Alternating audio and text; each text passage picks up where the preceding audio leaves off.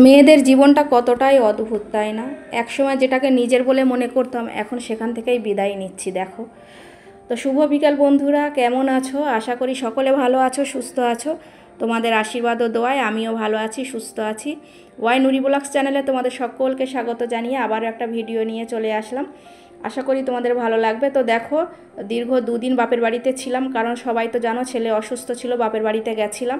তো আজকের বাপের বাড়ির শেষ দিন, বাড়িতে চলে আসছি, কারণ ছেলেটার স্কুল পড়াশোনা অনেক দিনই বন্ধ ছিল, আবারও নতুন করে সব চালু করতে হবে, ওই জন্য। তো হয়ে গেছে, চলে আসছি। তো বাপের বাড়ি থেকে যখন চলে আসছি, মনটা অনেকটাই খারাপ লাগছিল। আর আমার মেয়ে তো আসতেই চায় না, ওকে অনেক ভুলিয়ে ভালিয়ে অনেক বলে কয়ে নিয়ে আসছি যে অন্য জায়গায় বেড়াতে যাচ্ছি, ঘুরতে যাচ্ছি। তো তারপরে গাড়িতে উঠলো। তবে কি বলো তো, মেয়ের থেকে যেন আমার কষ্টটা বেশি হচ্ছিল। এই যে বাড়ির প্রত্যেকটা আনাচে কানাচে গাছপালা, এই যে পাড়ার এই প্রত্যেকটা রাস্তা, এপাশ ওপাশ, ঘরের আশেপাশের মানুষজন, সব কিছুই যেন এক একটা স্মৃতি হয়ে যায়। এই যে আমি এখন গাড়িতে উঠেছি, আমার যেন চোখের উপরে ওগুলোই ভাসছে, যে কালকের এই সময়টায় আমি অন্য জায়গায় ছিলাম, এই করছিলাম, ওই করছিলাম। সব কিছুই এখন এই যে গাড়িতে উঠে গেছি, সব কিছু এখন স্মৃতি হয়ে গেছে।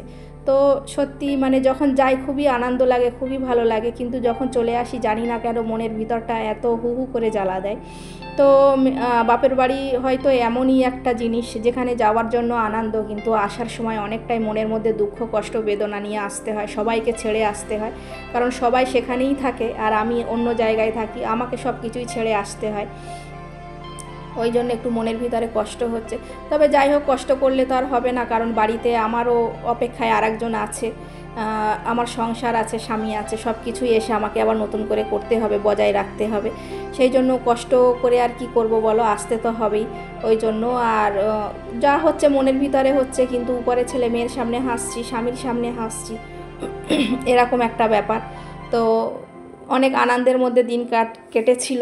আসলাম, তারপরে এই যে আমাদের পাড়ার রাস্তা, সব কিছু মেন রোড ক্রস করে আমাদের শ্বশুরবাড়ির দিকের রাস্তায় আবার ঢুকে পড়লাম। তো এখানে এই রেলগেটটা দেখতে পাচ্ছ, এখানে আমার ওই বড়দির বাড়ি সামনেই আছে।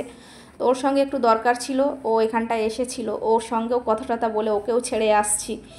তো সব মিলিয়েই যেন অনেকটাই দুঃখজনক একটা ব্যাপার। বাপের বাড়ির একটা আনন্দ মজা সব কিছুই ছেড়ে আসা, কি বলবো, কিছু বলার নেই। আর এতটা কষ্ট হয়তো আমার হতো না, কারণ আমি যেখানে থাকি সেখানে আমি একদম একলাই থাকি, এক পাশে আশেপাশের মানুষজন তেমন নেই, আর যারা আছে তো তাদের সঙ্গে আমি চলি না, সেই হিসাবেই আমি এখানে একদম একা। তো একা একটা মানুষ এক জায়গায় থাকলে যেমন হয়, ঠিক তেমনই আমার এখানে মানে যেতে গেলে আর কি, হাজব্যান্ডের সঙ্গে বাইরে যাওয়া ছাড়া আর কোথাও যাওয়ার জায়গা নেই, এটাই হচ্ছে মেন কথা। তো যাই হোক, এখানে একটু দাঁড়িয়ে ছেলে মেয়ের জন্য একটু খাবার নিলাম, কারণ মেয়েটা অনেক জেদ করছিল, যেহেতু দুপুরে ভাত টাত তেমন খায়নি, তো ওকে একটু খাবার টাবার কিনে দিলাম। আর আজকের একটু অন্য সময় বার হয় একটু সন্ধ্যা সন্ধ্যা করে, কিন্তু আজকের গাড়িওয়ালার একটু কাজ ছিল বলে একটু সকাল সকালই বার হয়ে গেছি। তো রাস্তা পথটা খুব সুন্দর ছিল, ভালো লাগছিল, আর ওয়েদারটাও অনেক সুন্দর ছিল আজকের, যা প্রচণ্ড বৃষ্টি হচ্ছিল। তো সে তুলনায় আজকের বৃষ্টির ভাবটা একটু কম আছে, যা হয়েছিল একটু বেলার দিকে, কিন্তু আমি যখন বার হয়েছিলাম তখন একদম বৃষ্টি হচ্ছিল না। রাস্তাঘাট তো দেখে বুঝতেই পারছো কত সুন্দর। আর এই জায়গাটা এত সুন্দর কি বলবো, খড়িবাড়ি উঠলেই ঠিক একটুখানি আসলে এই পাশে দুই পাশে জলকর, আর রাস্তার দুই পাশে জলকর, তার আগে আছে সবুজ একদম গাছপালা, আর মাঝখান দিয়ে রাস্তা। উপরওয়ালার কি অপরূপ সৃষ্টি, দেখো, দেখলে মনটা ভরেই যায়, কি যে ভালো লাগছিল আসতে। আর আমার তো এমনি একটু বিকেলবেলাতে আসতে ভালোই লাগে, বিকেল বিকেল করে ঘরে আসতে, আর সেই হিসাবেই আসছিলাম। আর চারপাশটা একটু দেখছিলাম, কি ভালো লাগছিল, মানে কিছু বোঝাতে পারবো না। যদি আমার হাজব্যান্ড থাকতো তো আমি একটু রাস্তার ধারে নেমে একটু টাইম পাস করে তবে আসতাম। খুব ভালো লাগছিল, খুব সুন্দর পরিবেশ, খুব সুন্দর ওয়েদার। তো যাই হোক, এইভাবেই আসছি বাড়িতে। মেয়েটা বারে বারে জিজ্ঞাসা করছিল যে আম্মা আমরা কোথায় যাচ্ছি, কারণ ওকে তো আমি বলিনি বাড়িতে আসছি, ওকে আমি অন্য জায়গার কথা বলেছি, আমরা কোথায় যাচ্ছি, বাড়িতে নিয়ে যাচ্ছ কি? তো আমি বলছি না আম্মা, আর বাড়িতে যাচ্ছি না, আমরা ওই যে তোমাকে বলেছিলাম যেখানে যাব ওইখানেই আমরা ঘুরতে যাচ্ছি। তো মনে করছে যে সত্যিই ঘুরতে যাচ্ছি, তো ঘুমিয়ে পড়েছিল তারপরে। কিন্তু তারপরে বাড়িতে আসলে যেমন যা হয় কান্নাকাটির সিন, তেমনটাই ঠিক আবারও শুরু করে দিয়েছিল। তো এইভাবেই আসা যাওয়া থাকবে আর চলবে, কিছু করার নেই। আর বেশি কষ্ট হয় কি জানো তো, মাটা আর আব্বাটা দুজনেই একটু অসুস্থ হয়ে গেছে। তো যখন যাই ভালো লাগে, কিন্তু যখন আসি আব্বা মায়ের জন্যই একটু বেশি কষ্ট হয়, কারণ দুজনেই অসুস্থ মানুষ তো, আর আব্বার থেকে মাটা একটু বেশি অসুস্থ, ওই জন্য একটু মায়ের জন্যই বেশি কষ্ট হয়। আর জানো তো মা মানে মা এমন জিনিস, মার তুলনা হয় না, তো বারবার মায়ের কথাই মনে হয়। তো যাই হোক, শেষমেশ বাড়িতে চলে এসেছি। আর এই যে আমার বরমশাই রাস্তায় নিচেই দাঁড়িয়ে আছে, আমি বলে দিয়েছিলাম আমি আসছি ব্যাগপত্র নেবে বলে।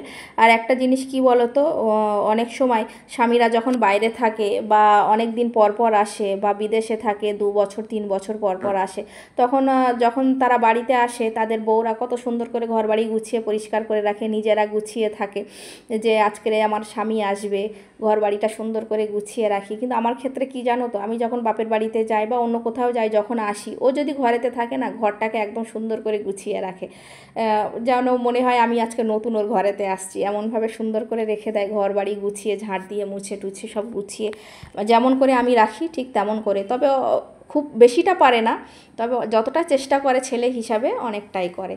তো সেই হিসাবে বলে বাড়ি আসলে তোমাকে করতে হবে, অনেকটা কষ্ট হবে, ওই জন্য যতটা পারি আমি করে রাখি। তো তারপরেও আমি আবার একটু করে নিই। তো বাড়িতে আসলাম, মেয়েটা খুবই কান্নাকাটি করছিল, ঘরেতে থাকছিল না, কারণ ওই যে ওকে ভুলিয়ে নিয়ে ঘরেতে নিয়ে এসেছি।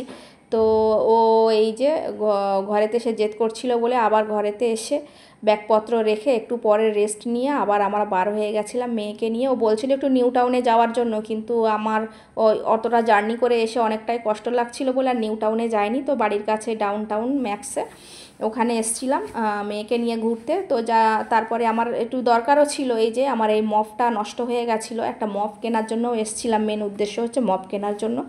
আর ওই যে সাবান একটা শেষ হয়ে গেছিলো, তো বললাম একেবারে এসছি যে গেলে একটু সাবানও নিয়ে নিই।